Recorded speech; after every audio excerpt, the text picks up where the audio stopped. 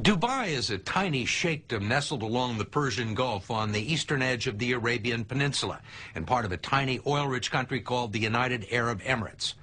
Over the course of just a few decades, it's transformed itself from a spit of sand about the size of Rhode Island into the Singapore of the Middle East. It's a political, economic, and financial success story in a region torn by conflict. And it's all the vision of one man, Sheikh Mohammed bin Rashid Al Maktoum. He rarely gives interviews, but you're about to meet him and get his tour of one of the fastest-growing places on Earth. No matter how many articles you read or how many pictures you see, they don't quite capture the enormity and the energy of Dubai. It is a physical manifestation of Arab oil wealth set in concrete, glass, and steel, a place so rich and ambitious that it is changing the geography of the world as a business center, transportation hub, and tourist destination, a 21st century city at the crossroads of a new world. Skyscrapers rise in clusters, man-made islands rise from the sea, and entire neighborhoods with hundreds of office buildings and apartments rise from the sand. And it is all the vision of one man, Sheikh Mohammed bin Rashid Al Maktoum. This is where we're standing now. All this is nothing. 2000. January 2000. 7 years ago. Yes. This was desert. And look now, all what we see. What you see has been called the largest construction site on Earth, with 500,000 laborers working on a reported $300 billion worth of projects, building Sheikh Mohammed's dream of a modern, efficient, and tolerant Arab city with fine restaurants and a vibrant nightlife, both the playground and the business capital of a new Middle East. What are you trying to do here? What do you want this place to be? I want it to be #1. Not in the region, but in the world. What do you mean #1 in the world? In everything. High education, health, housing, just making my people the highest way of living.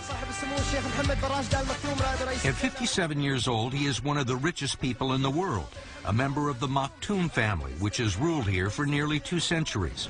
He's a former Air Force pilot and an avid horseman who competes in cross-country endurance races and is one of the largest breeders of thoroughbred racehorses in the world.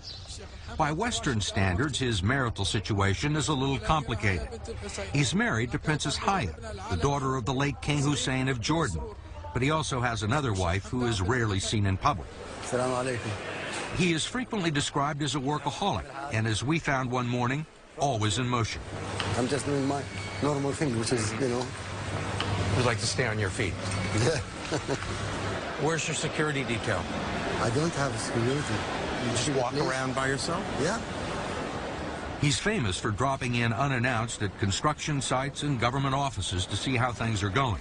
We'll get in this car, huh? This is my car. All right, fine. I will drive. Okay. He uses his cars as mobile offices. So you travel by yourself all the time? Most of the time I travel myself, yes. It seemed like almost everyone in Dubai knew the car and who was driving. Yeah, but you see the whole area is growing here. There is a little bit of Donald Trump in him, at least when it comes to showmanship. You know this building up there?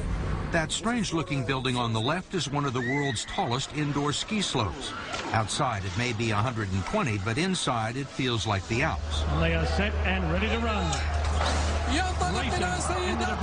Then there is the Dubai World Cup, showcasing the fastest horses in the world, running for the world's largest purse.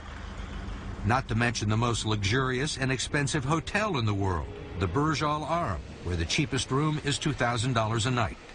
Why do you want everything to be the biggest, the tallest? Steve, why not? Why not? If you can have it in New York, what can we have it here? Why are you in such a hurry?